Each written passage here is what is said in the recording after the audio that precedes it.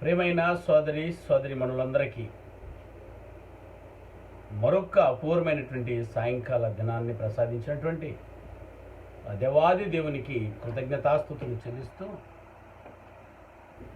ఆన్లైన్లో చేరువచ్చిన 50 మందికి పేరు వంతున హృదయపూర్వకంగా వందనము తెలుపుతూ మిమ్మల్ని ప్రేమతో నేటి అనుదిన కలయికలోకి మిమ్మల్ని ఆహ్వానిస్తున్నాను. ప్రియ సోదరి మండలారా, ఫేస్బుక్లో వస్తున్న ఇదే లైవే యూట్యూబ్లో కూడా మీకు వస్తూ ఉంది. బిఎల్సి నెల్లూరు అన్నటువంటి ఐడి మీద ఇదే సమయంలో యూట్యూబ్లో కూడా వస్తూ ఉంది. మీరు ఏది సౌకర్యంగా ఉందో అందులో దేవుని మాటలు విని మేలు పొందాలని మిమ్మల్ని ప్రేమతో ఆహ్వానిస్తున్నాను. మర్చిపోకండి, వినండి, మంచిగా ఉంటే షేర్ చేయండి, అనేకులను సబ్స్క్రైబ్ చేయండి. ఈ విషయాన్ని మీరు మరవకూడదని మరొకమారు మరి ప్రకటన రూపంగా మీకు తెలియజేస్తున్నాను.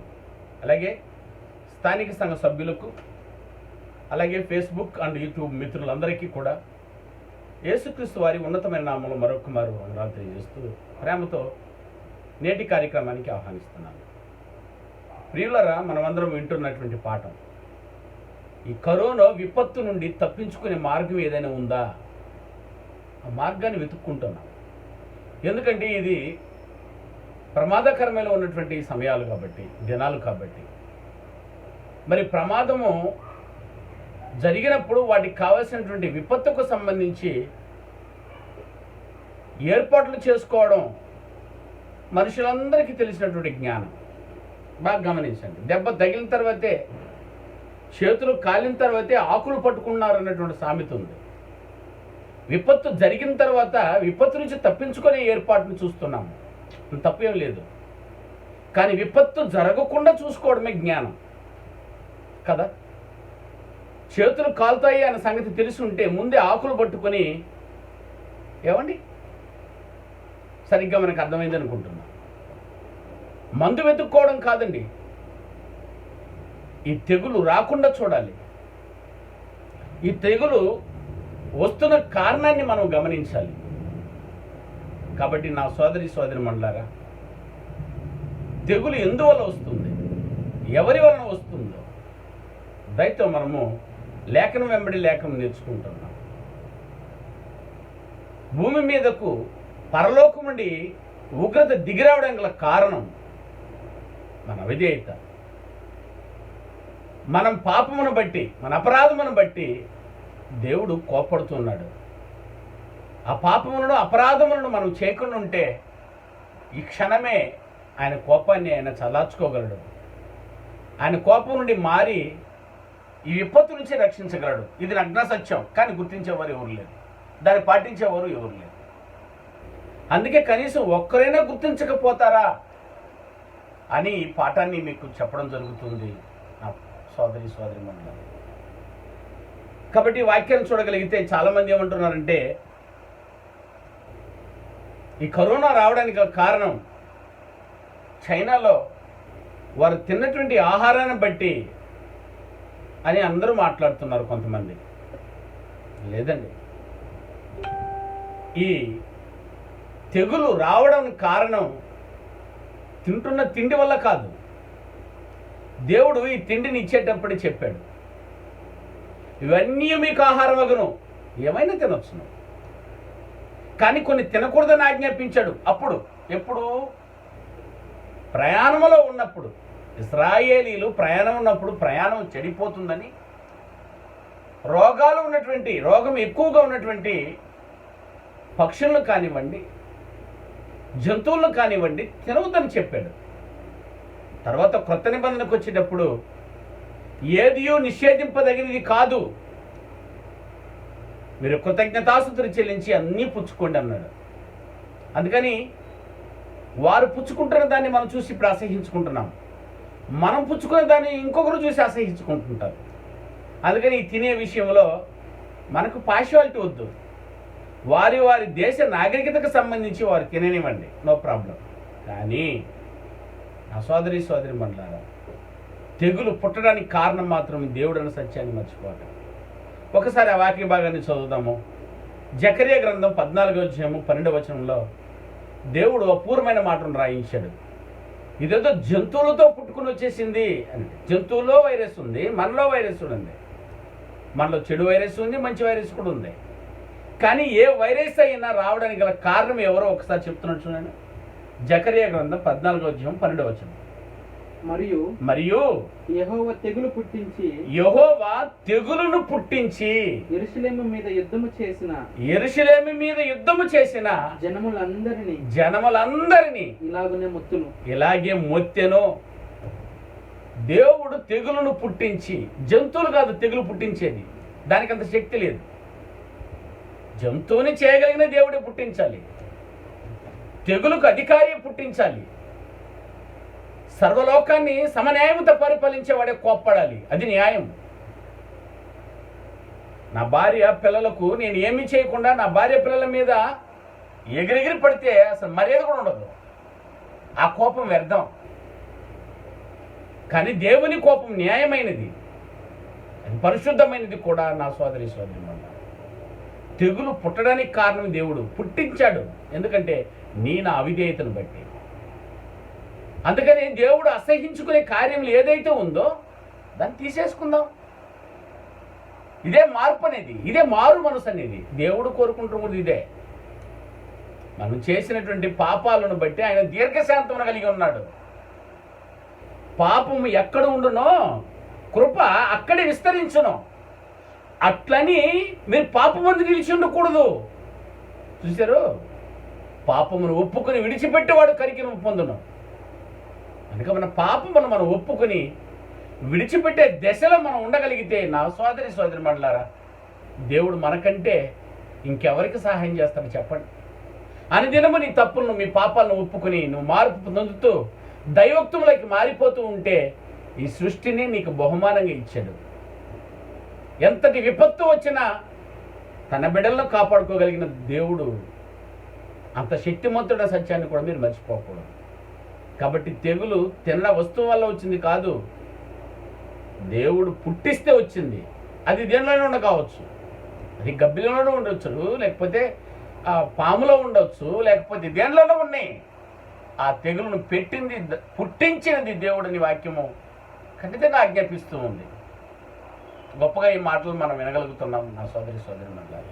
అయితే ఆయన అసహించుకునే కార్యక్రమం ఏదైతే ఉందో, నాకు తెలియదండి, అది తెలిస్తే నేను పోగొట్టుకునేవాడిని కాదని చెప్పే అంత మనం మూర్ఖులము. మనం దేవుడు శిక్షించినప్పుడు ఎందుకు శిక్షించావని అడిగే అధికారం ఉంది మనకి. ఎందుకంటే అప్పుడు ఆయన జవాబు చెప్తాడు ఖచ్చితంగా. ఎందుకు నేను శిక్షించానంటే ఇందుకే అని చెప్పాలి కదా. మరి అడుగుతాము ఏమండి, శిక్షిస్తున్నప్పుడు ఎందుకు శిక్షిస్తున్నావు చెప్పు. కోర్టు కూడా, పోలీస్ స్టేషన్ కూడా, ఒక భార్య కూడా, ఒక భర్త కూడా, ఒక పిల్లలు కూడా శిక్షించేటప్పుడు కారణాలు అడుగుతారు.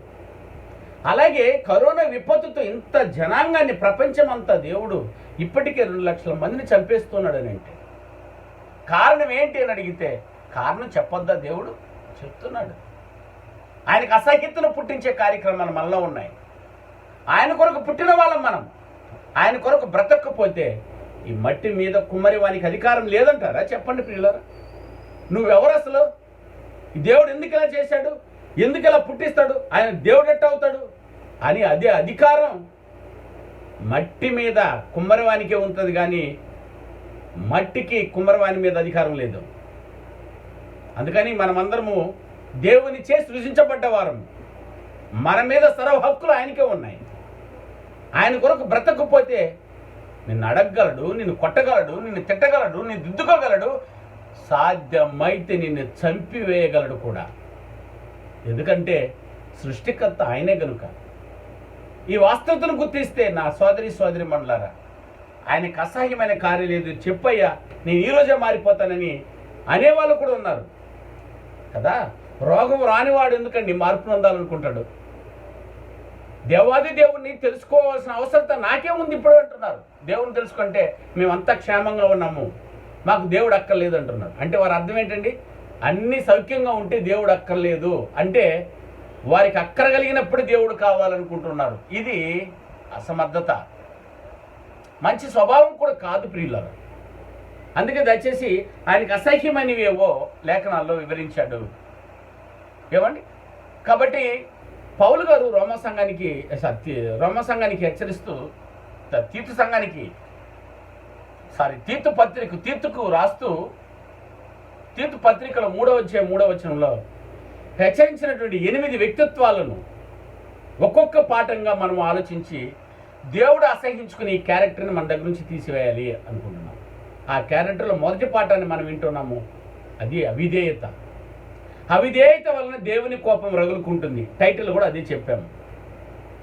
అవిధేయత మీద దేవుని కోపమా? అవును, అవిధేయత మీద దేవుని కోపమా అన్నది అంశం.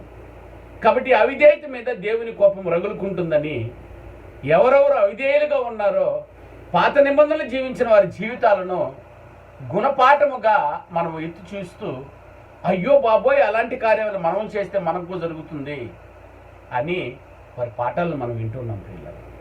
అందుకే పేతురు గారు తన పత్రికలో చెదరినటువంటి క్రైస్తవులకు, ఆయా దేశాలలో చెదిరిపోయినటువంటి క్రైస్తవులు ఎక్కడ విశ్వాసం నుంచి తొలగిపోతారో, ఈ కరోనా విపత్తు నుంచి ఎక్కడెక్కడ చెదిరిపోతారో ఏమో అని ఈనాడు మనకు అది వర్తిస్తూ ఉంది. అలాంటి వారందరినీ కూర్చోబెట్టి అని చెప్తున్న పాఠం ఏది అని అంటే మరొకసారి చూద్దాం పిల్లలు. జాగ్రత్త కలిగి ఉండమని చెప్తూ పేతురు రాసిన మొదటి పత్రిక 3వ అధ్యాయము 20వ వచనాన్ని మనం ధ్యానం చేస్తూ ఉన్నాము. రాత్రి కూడా అది ధ్యానం చేస్తూ మనము ముగించుకొని వెళ్ళాము. ఒకసారి వాటిని జ్ఞాపం చేసుకొని ముందుకు పాఠంలోకి వెళ్దాం పిల్లలు. అందరూ బైబిల్ తీసి చూడండి. పేతురు రాసిన మొదటి పత్రిక 3వ అధ్యాయం దయతో 20వ వచనం నుంచి దయతో చదువుదాం. చూడండి. దేవుని దీర్ఘశాంతము ఇంకను కనిపెట్టుచు ఉన్నప్పుడు, దేవుని దీర్ఘశాంతము ఇంకను కనిపెట్టుచు ఉన్నప్పుడు, పూర్వము నోవాహు దినములలో ఓడ సిద్ధపరచబడుచు ఉండగా అవిధేయులైన వారి యొద్దకు అనగా చెరలో ఉన్న అంటే పాపములో ఉన్న ఆత్మల యొద్దకు క్రీస్తు యేసు వారు ఆత్మరూపిగానే ఆ రోజు వెళ్ళి వారికి ప్రకటించెను. ఆ ఓడలో కొందరు అనగా 8 మంది మాత్రమే నీటి ద్వారా రక్షణ పొందిరి అని వాక్యము తెలియజేయబడుతుంది. దీన్ని అపార్థం చేసుకుంటున్నారు అని దాని వివరణ అయితే మీకు ఇచ్చేశాను. ప్రియులారా, దేవుని యొక్క కోపము అవిధేయత మీద రగులుకుంటూ ఉంది. ఈరోజు మనమును అలాంటి అవిధేయులమై ఉన్నట్లయితే మనమును మార్పు చెందుట కోసము ఈ అంత్య దినాలలో చెదరినటువంటి క్రైస్తవులకు ఎప్పుడో జరిగిన సంఘటన అండి. నోవాహు కాలం ఎప్పుడైనా సృష్టి ఆరంభంలో జరిగినటువంటి సందర్భాన్ని పేతురు గారు ఈరోజు మనకు పాఠంగా చెప్తున్నాడంటే, వెళ్ళి వాళ్ళు చేసిన అవిధేయత ఏందో ఒకసారి మనం చూడాలి. ఆ అవిధేయత మనము తెలుసుకొని మనము కూడా అలాంటి అవిధేయులమై ఉన్నామేమో మనమును మార్చుకోవాలనడానికి ఈ పాఠాన్ని మనం ఆలోచిస్తున్నాం.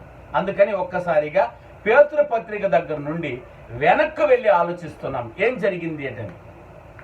అంతే కదా, అవిధేయత మీద దేవుని కోపం రగులుకుంటుందని మనం చదువుకున్నాం. ప్రతి ఒక్కరి మీద ఏ యుగానికి సంబంధించి అయినా 3 యుగాలు ఉన్నాయి బైబిల్లో. ఒకటి పితరుల యుగము, రెండవది ప్రవక్తల యుగము, మూడవది క్రీస్తు యుగము.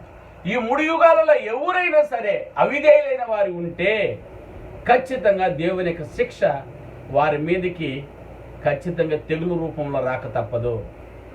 ఆ తెగులే ఈరోజు మనకు కరోనా రూపకంగా ప్రపంచాన్ని గజగజ వణికిస్తూ ఉంది. ఇంకా ఇళ్ళకి అద్దుకుపోతున్నాం, ఏ పని సక్రంగా చేసుకోలేకపోతున్నాము. అన్ని బిజినెస్లు ఆగిపోయాయి, అన్ని కార్యక్రమాలు ఆగిపోయాయి. కారణం కరోనా విపత్తు.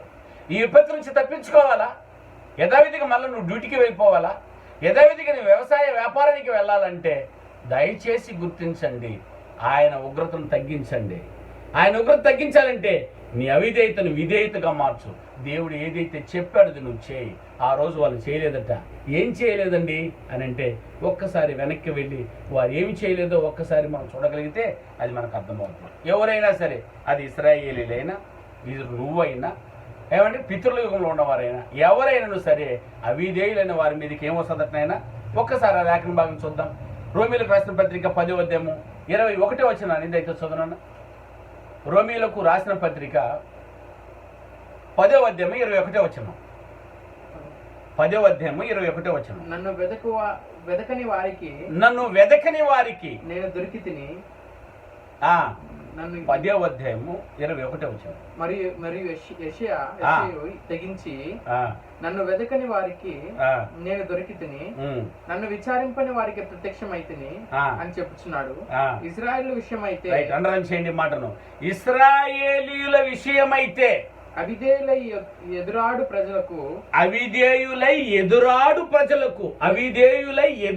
ప్రజలకు నేను దినమంతయు నా చేతులు చాచి తిని అని చెప్పుచున్నాడు. ఇశ్రాయేలీయుల విషయమైతే అవిధేయులై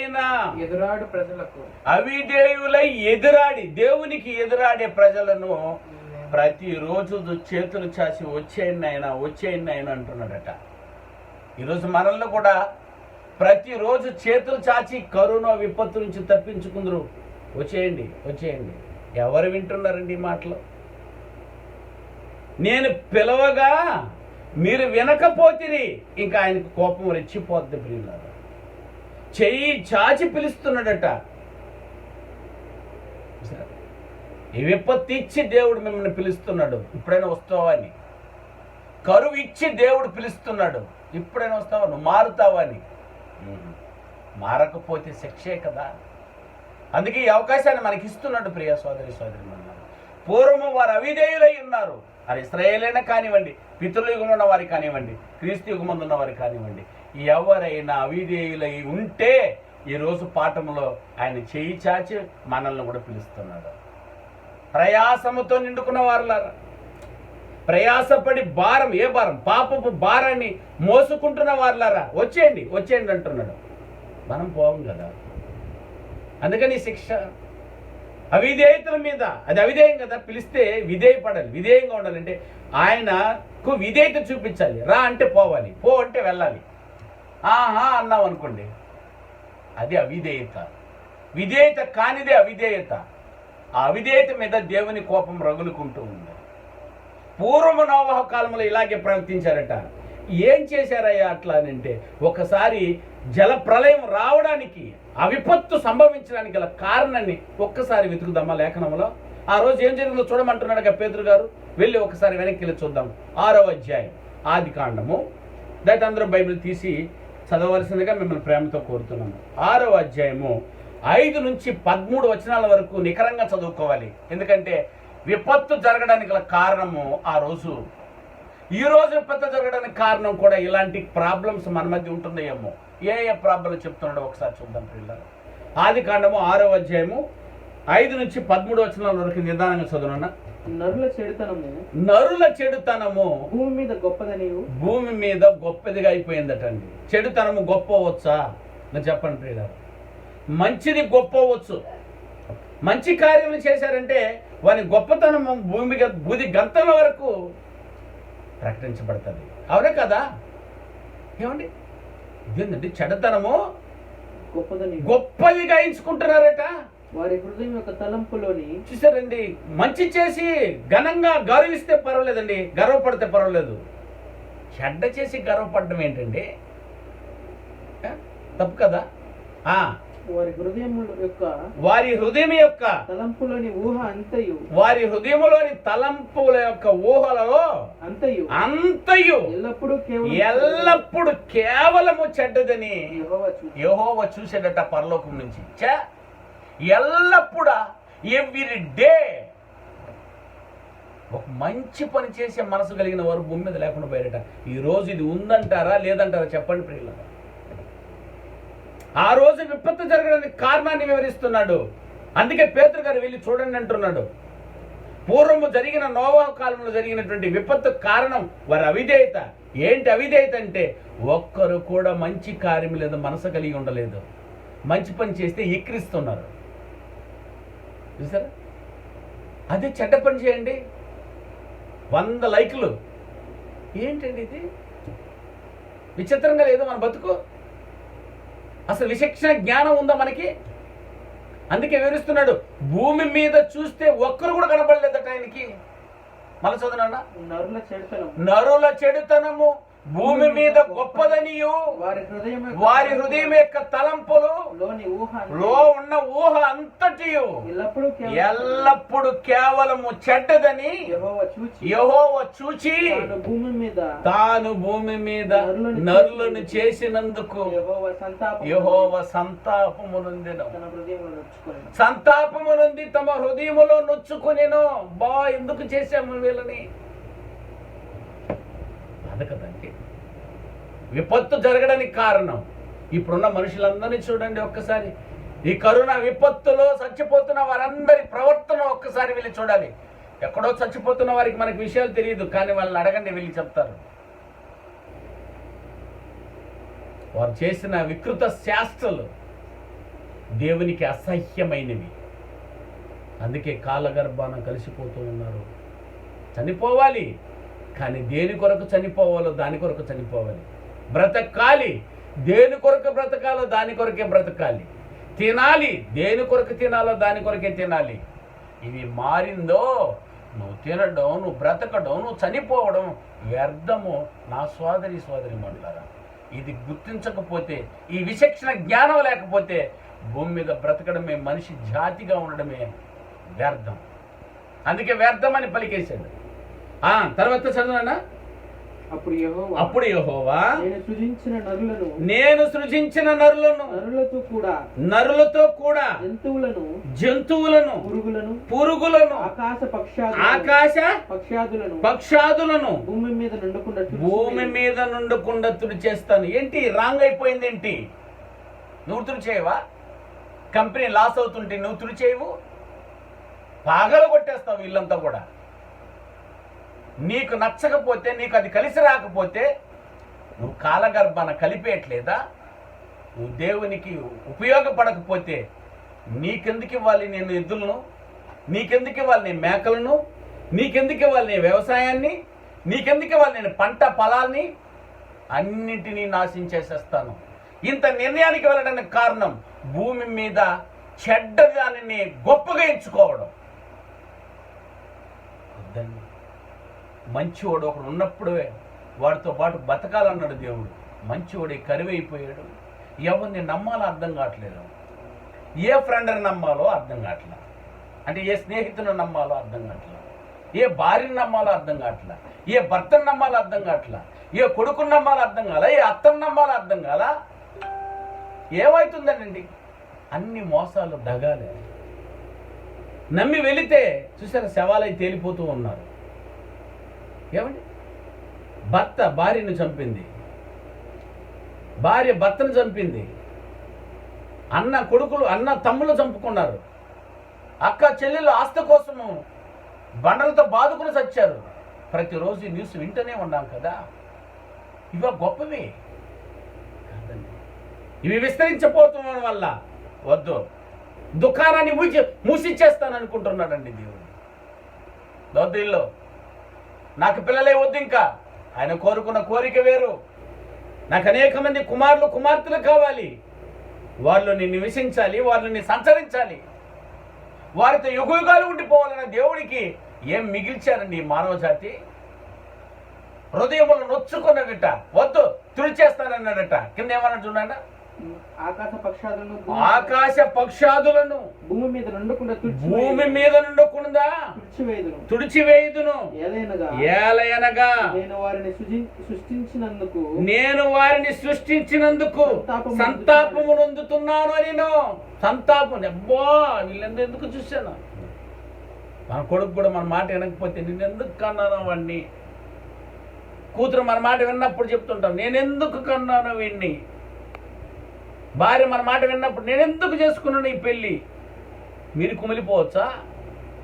మీది న్యాయం, అప్పుడు దేవుడిది అన్యాయం. చెప్పండి ప్రియులారా, ఈ కరోనా విపత్తులో చచ్చిపోయిన వారు ఒకవేళ భర్త చచ్చిపోతే భార్య మాట అంటుంది, దేవునికి అన్యాయం, దేవుడు చేసింది అన్యాయం అని. ఎలా అన్యాయం? చూసారా, ఇలా నిందించడానికి అధికారమే లేదు మనకి.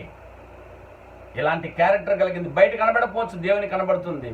మన నడత దేవుని ఎదుట విపరీతమైనది కనుక బేలామును అప్పుడే చంపివేయడానికి దేవుడు నిశ్చయించేసాడు. మరి మన నడత మన ఎదుట బాగానే ఉన్నట్టు కనిపిస్తుంది, కానీ దేవుని ఎదుట దేవునికి అది నచ్చటం లేదు. అది మార్చుకో. మనిషికి నచ్చకపోయినా పర్వాలేదు ప్రియులారా. ఇప్పుడు మంచివారు అన్నారని చచ్చిపోతే తప్ప మంచివాడు అనరు మనల్ని. మనుషులు ఎప్పుడు మంచివాడుగా అనరు, కానీ దేవుడి దృష్టిలో మంచివాడు అనిపించుకోవడానికి బతుకు. దేవుడు చూస్తే చాలు నిన్ను, మనిషి చూడకపోయినా పర్వాలేదు. నా సోదరి సోదరు చూడు ఈ విషయాన్ని ఏమంటున్నాడు. సంతాపం నొందెను, అయితే నోవాహు మాత్రము అది యెహోవా దృష్టి యందు కృప పొందిన వాడాయను. ఏంటంటే అది ఆయన కూడా అదే కాళ్ళు చేతులే కదా ఉండేది. ఆ కాలంలో ఆయన మాత్రమే ఉన్నాడట. అందుకని ఆయన్ని కూడా వెళ్ళి చూడమన్నాడు పేతురు గారు. మనకి ఒక చెడ్డ కార్యాన్ని చేస్తున్నటువంటి వారినే కదండి దేవుడు చూడమనింది. మంచి కార్యాన్ని, నీతిమంతుడిగా బ్రతుకుతున్న వారిని గురించి కూడా చూడమంటున్నాడు. అలా చెడ్డ వాళ్ళలో మంచివాడు ఉన్నాడు, వాడిని గురించి గొప్పగా జ్ఞాపకం చేసుకుంటున్నాడు దేవుడు. దేవుని జ్ఞాపకాలలో ఒకసారి కింద చదువునాను. అలాగే నోవాహు వంశావళి ఇదియే. నోవాహు నీతిపరుడును, తన తరములో నిందారహితుడనే ఉండెను. నోవాహు దేవునితో కూడా నడిచిన వాడు. షేము, హాము, ఏపెతన ముగ్గురు కుమారులను నోవాహు కనెను. భూలోకము దేవుని సన్నిధిని చెడిపోయి ఉండెను. భూలోకము బలాత్కారముతో నిండి ఉండెను. దేవుడు భూలోకమును చూసినప్పుడు అది చెడిపోయి ఉండెను. భూమి మీద సమస్త శరీరులు తమ మార్గమును చెరిపివేసుకుని ఉన్నారు. భూమి మీద ఉన్న వారందరూ తమ మార్గాన్ని చెరిపి వేసుకొని ఉన్నారట. దేవుడు నోవాహుతో సమస్త శరీరుల మూలముగా భూమి బలాత్కారంతో నిండి ఉన్నది గనుక నా సన్నిధిని వారు అంతము వచ్చుచున్నది. ఇదిగో వారిని భూమితో కూడా నాశనం చేయుదును. బలాత్కారంతో నిండిపోతూ ఉంది ఈ భూమి. ఆ రోజు ఏం జరిగింది? పూర్వ నోవహు కాలంలో ఏం జరిగింది చూడమన్నాడు పేతురు. ఇది జరిగింది. ఈ విపత్తు జరగడానికి గల కారణం దేవునికి కుమారులుగా కుమార్తెలుగా ఉండు కొరకు పుట్టిన వారందరూ ఒక్కరు కూడా దేవునికి కుమారులుగా కుమార్తెలుగా ఉండకపోతే ఇంకేమనాలి? మీరేముందరు చెప్పండి.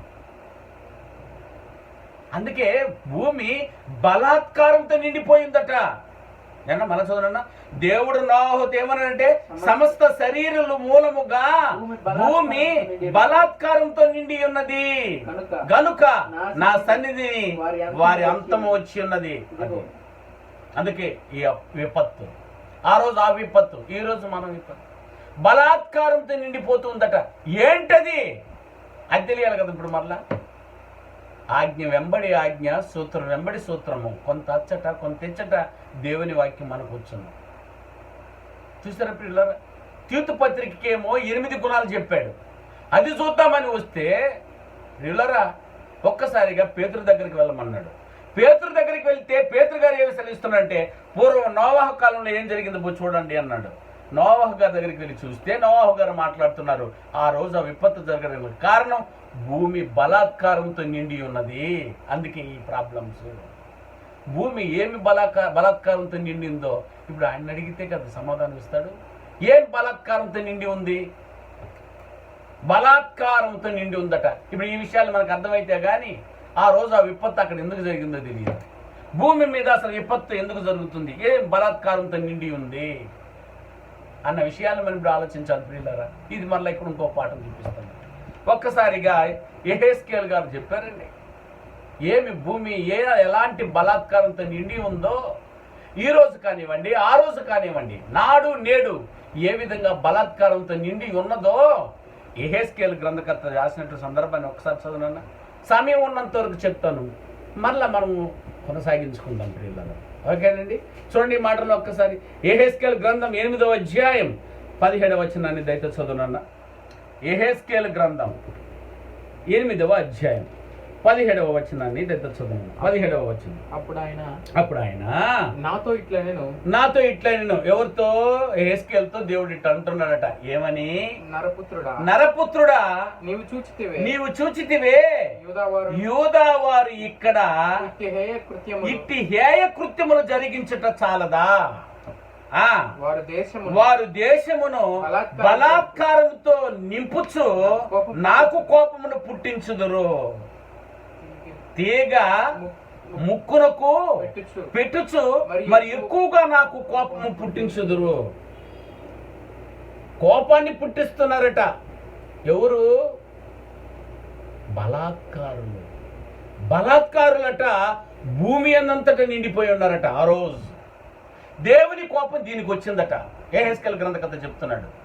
దేవుని కోపం రావడానికి, కోపడుతున్న వానికి ముక్కు పిండి లేదా చెవి పిండి ఎట్లుంటుంది ఆయన? ఇంకా కోపం వస్తుంది. మండుతున్న మంట మీద పెట్రోల్ పోస్తే ఎట్లుంటుంది?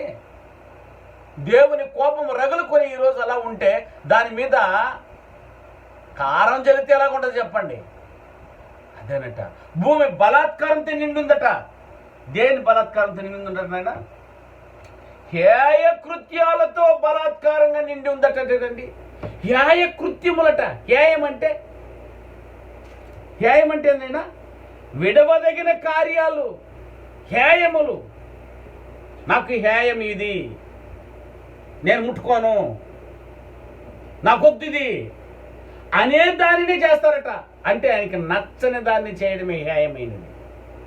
మీకు వీటిని హేయంగా మీరు ఎంచుకోండి అని ఇశ్రాయేలుకి దేవుడు ఆజ్ఞాపించాడు. ఏంటంటే నీ దేవుడని యెహోవాని నేను తప్ప వేరే దేవుడు నీకు ఉండకూడదు. అలా ఆ దేవుణ్ణి వదిలిపెట్టి వేరే దేవుణ్ణి చేసుకుంటే ఇది హేయ కార్యములు. చెప్పండి. ఇలాగూ దేవునికి ఏది నచ్చలేదో ఆ కార్యక్రమాల్ని మనిషి ఆ రోజు వెతికి చేసి హేయ కృత్యాలతో భూమి అంతటా బలాత్కారంతో నిండి ఉందట. అందుకే నాశనం వచ్చింది. ఈరోజు కరోనా విపత్తు రావడానికి గల కారణం ఓర్చుకుని దీర్ఘశాంతం వచ్చి ఇలా కాదు తీసేయాలి. కొంతమందిని పులిసిన పిండి ముద్దంతో జరిపేస్తుంది. ఇక నా ప్రణాళికనే నాశనం చేసేస్తారు, నా సంకల్పనే నాశనం చేసేస్తారు. ఇంకా ఏం చేయాలి మరి? ఏం చేయాలయ్యా? నువ్వు చెప్పయ్యా. బలాత్కారంతో నిండిన దాన్ని దించేయాలి.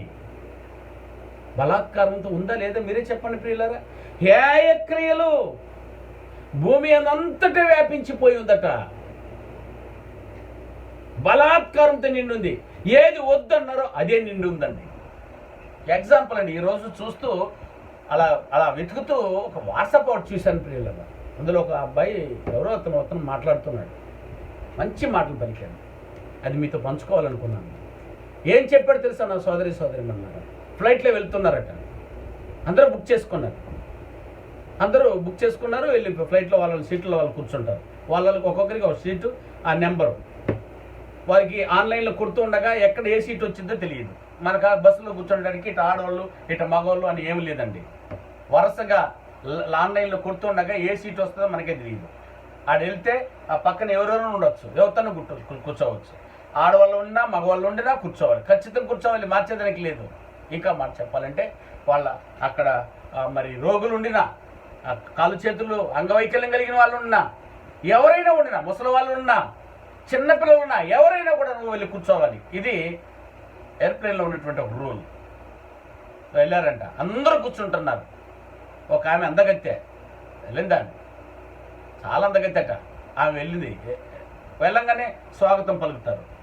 అమ్మ నా సీట్ చూపి అంటే ఆ టికెట్ చూపించగానే ఒక ఆమె అద్భుతంగా ఆహ్వానిస్తూ తీసుకువెళ్ళి సీట్ చూపించింది. సీట్లో పక్కన ఎవరున్నారంటే అంగవైకల్యం కలిగిన వాడు. చెయ్యి కాలు తెగిపోయింది. ఒక చెయ్యి ఒక కాలు తెగిపోయిన అంగహీనుడు కూర్చున్నాడు పక్కన. అతని దగ్గర కూర్చోవడానికి ఈమెకి ఇష్టమలే. చూసారు, కూర్చోవడానికి ఇష్టం లేదట. వెంటనే ఆ మనిషిని పిలిచింది. ఉంటారు కదా సర్వీస్, వచ్చారు. ఏం కాదు మేడం చెప్పండి, ముందు నాకు సీట్ మార్చగలరా? ఏమైంది, ఎందుకు మార్చమంటున్నారు? అంగవైకల్యుడు పక్కన ఉన్నాడు, నేను అంత కూర్చోలేదు. అని అనిందట. వెంటనే వాళ్ళు కూడా ఏం చేశారంటే వెతికి చూశారు. వెతికి చూస్తే సీట్లు ఖాళీ లేవు.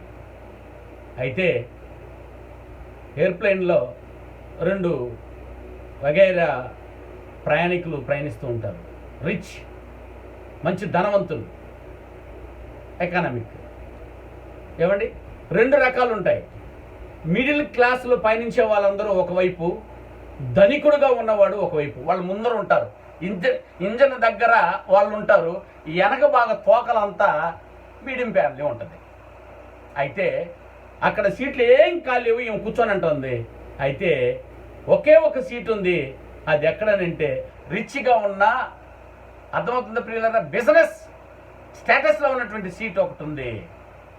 ఆ సీట్లో తీసుకుపోయి కూర్చోబెడతామని నేరుగా వచ్చి, ఏమంటే ఒకే ఒక సీట్ ఉంది, అది బిజినెస్లో ఉంది, ఏమండి అక్కడికి వెళ్ళి తీసుకువెళ్ళి కూర్చోబెడతాము అటని వచ్చి ఇక్కడ ప్రకటించింది ఎవరికంటే ఆమెకు కాదు, ఆ అంగవైకల్యం కలిగిన వ్యక్తికి చెప్పారన్నమాట.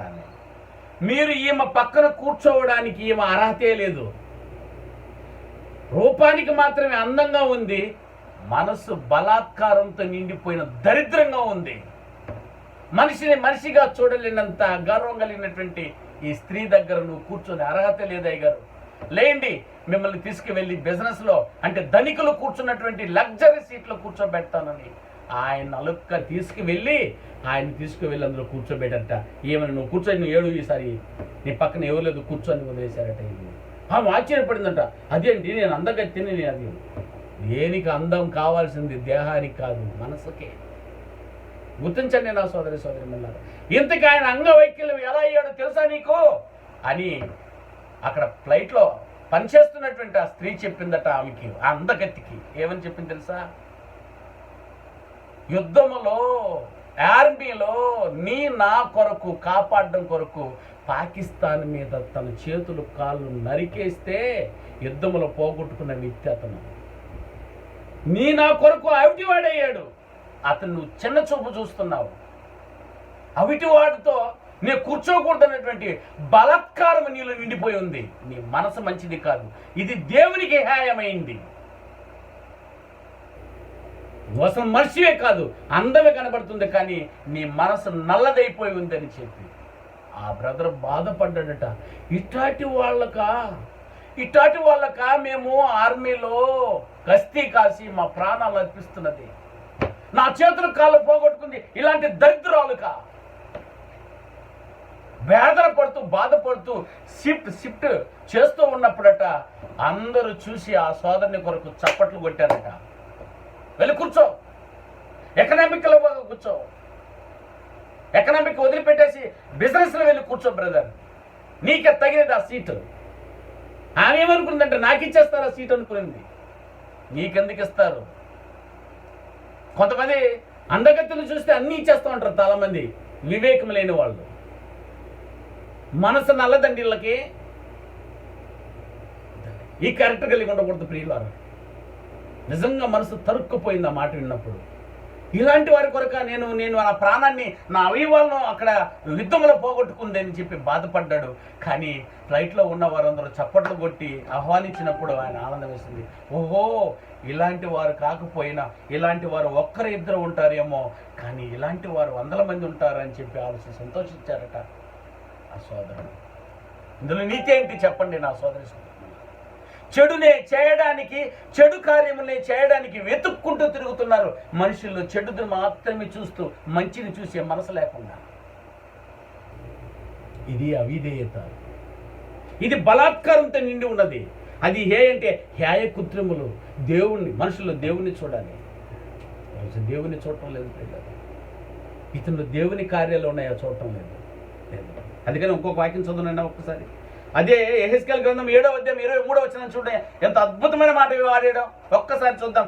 ఆ హేయ కృత్యములతో బలాత్కారంతో నిండి ఉందన్న వలన దేవుడు ఆ రోజు ఆ విపత్తులు తప్పించాడు. ఈ రోజు ఇలాంటి వారు లేరంటారా? చెప్పండి ప్రియులారా.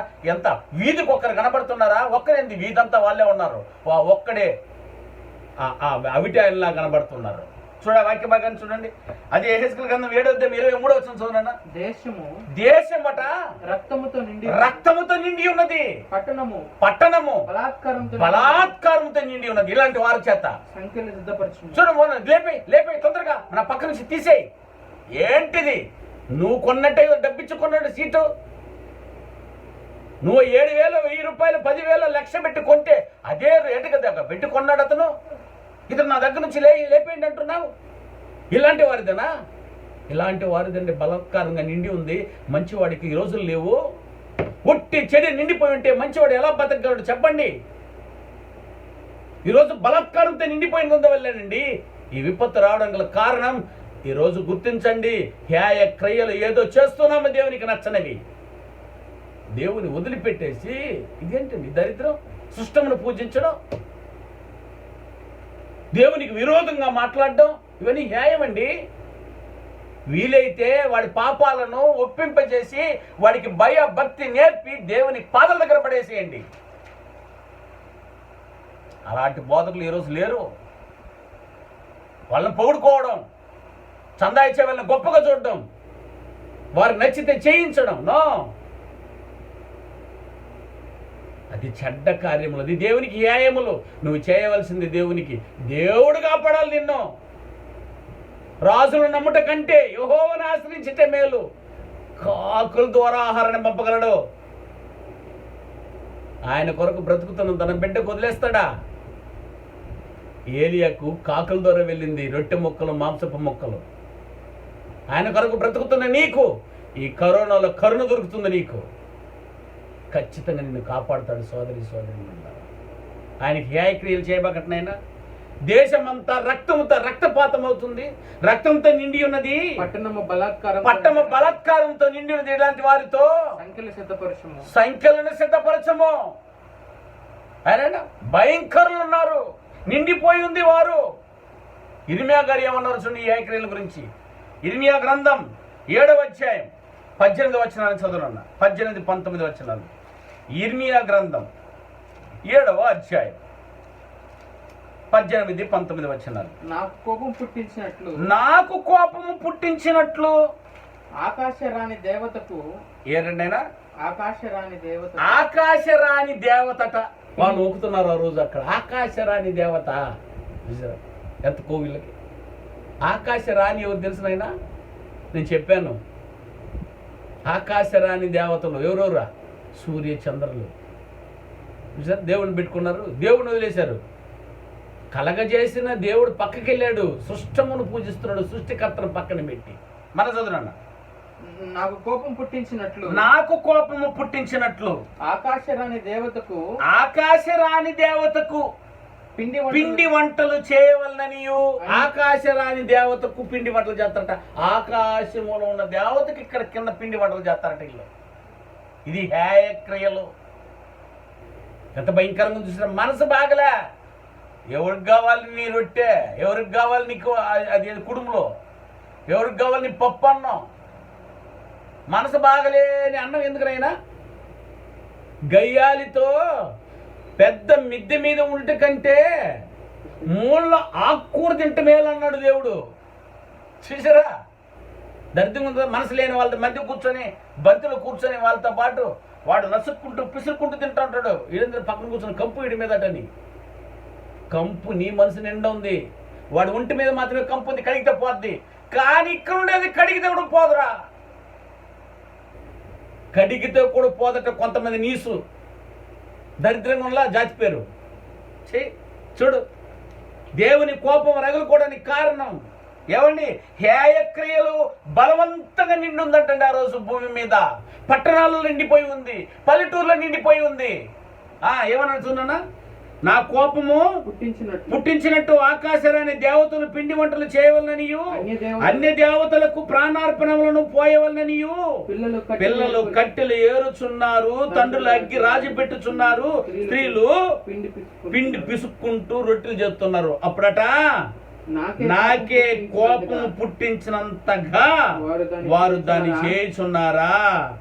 తమకే అవమానము కలిగినంతగా చేయుచున్నారు కదా. ఇదే యెహోవా వాక్కు, యెహోవా వాక్కు ఇదే కోపాన్ని పుట్టిస్తూ ఉన్నారు. ఇంకా ఇంకా ఇంకా ఇంకా ఇంక చెప్పయ్యా, జలప్రేమతో చంపాలా వద్దా నువ్వు చెప్పండి. సరే నువ్వే దేవుడై ఉన్నావు అనుకో, ఆ ప్లేస్లోకి వెళ్ళి ఇలాంటి దుర్మార్గత జరుగుతుంటే నువ్వు సృష్టించిన వీళ్ళు ఇలా నీకు అడ్డంగా తిరిగి అసలు నువ్వు దేవుడే కాదు, నువ్వు తండ్రియే కాదని చెప్పి ఆకాశరాని దేవతను తీసుకొచ్చి పెట్టుకుంటే నువ్వు కోప్పడవా? నీ ప్లేస్లో ఏముండి జడ్జిమెంట్ ఇస్తావు చెప్పు? దేవుని ప్లేస్లో నువ్వు ఉన్నావు అనుకుందాం కొతారుగా, ఏం జడ్జిమెంట్ ఇస్తారు? వాక్యాన్ని వింటున్నా నా సోదరి అన్నారు. అందుకే ఆ రోజు ఆ విపత్తు జరగడానికి కారణం. ఈరోజు ఇలాంటి దుర్మార్గులు దేవునికి హేయక్రియలు చేయవారు ఈరోజు కూడా ఉన్నారేమో, అందుకే విపత్తు జరగడానికి కారణం. దీని నుంచి మార్చుకుందాం, అంతే కదా దేవుడు మిమ్మల్ని కోరుతున్నది. నువ్వేమైనా మారిపో, ఉన్నావా ఓకే రా మారు. యేసు యొక్క రక్తం సిద్ధంగా ఉంది కదా నీ పాపాన్ని కడిగివేయడానికి. ఆలకించండి. ఒక్కటే చూశాము, భూమి బలాత్కారంతో నిండడానికి గల కారణాన్ని చెప్తూ ఏదైతే బలాత్కారంతో ఆ రోజు నిండి ఉందో, ఒకటి హేయక్రియలు అన్నాడు, ఇక 2 ఉంది, ఇక 3 ఉంది, ఇక 4 ఉంది, ఇక 5 ఉంది. సత్యంత వరకు బైబిల్ని వెతుకుతున్న కొత్తది పుట్టుకుంటూ వస్తూనే ఉంటుంది నా మార్పు కోసం. కాబట్టి ఇందులో ఒక్కటే చూసాం ప్రియులారా. రేపు కలుద్దామా? రేపు మళ్ళా చూద్దాం. 5 ఉన్నాయి ముఖ్యమైనవి. ఆ రోజు పూర్వము నోవహు కాలంలో ఎందుకు ఆ విపత్తు జరిగిందో చెప్పడానికి కారణాలు, వాటిని మనం వెతికి తెలుసుకుని వాటి నుంచి మనం కూడా విందుకుంటాం. ఈరోజు మనకు దేవుడు నచ్చంది, ఆయనకి హేయమైనది ఏదైతే ఉందో, ఇలాంటి విగ్రహారాధి దేవుని దగ్గర నుంచి దూరం అయిపోదాం. ఈ మాటలు విని మీరు మేలు పొందుతారని ప్రేమతో ఆహ్వానిస్తూ ఉన్నాను. దయతో గమనించండి, టైం ఎక్కువైంది అనుకుంటాను. సబ్జెక్ట్ కదా చెప్పాల్సి వచ్చింది, సారీ. రేపు మళ్ళీ యథావిధిగా టైంకి మనం వదులుకుంటాం. అందరూ తల్ల వచ్చినట్టయితే ప్రార్థన చేసుకొని ముగిస్తాను. దయగలిగిన మా కన్న తండ్రి, మీరు చేసినటువంటి ఉపకారాల కొరకు హృదయపూర్వకంగా కృతజ్ఞతాస్తుతులు చెల్లిస్తున్నాను. నోవహు కాలంలో జరిగిన సంఘటన చూడమని నా తండ్రి అంత్యదినంలో ఉన్న మాకు పేతురు ద్వారా మీరు హెచ్చరిక చేశారు. వారు చేసిన హేయక్రియలే మీకు కోపాన్ని పుట్టిస్తున్నాయి. పట్టణము బలాత్కారంతో నిండినదని సత్యాన్ని ఈరోజు వాక్యం ద్వారా చూశాను తండ్రి. ఈ మాటలు విన్నా మీ పిల్లలందరినీ దాని ప్రకారం నడుచుకొని ఇలా అవకాశం ప్రసాదించండి. రాత్రి దీవులతో ఉంచండి. రేపు మరలా కలుసుకున్నంత వరకు కృపాక్షేమం భద్రతను మనకి ఇచ్చినట్టు ఈ మనవలన్నింటినీ మా ప్రభును మా రక్షకుడు యేసు వారి ఉన్నత నామములో ప్రార్థన వినిపించున్నాను తండ్రి. అందరికీ వందనాలు. మరి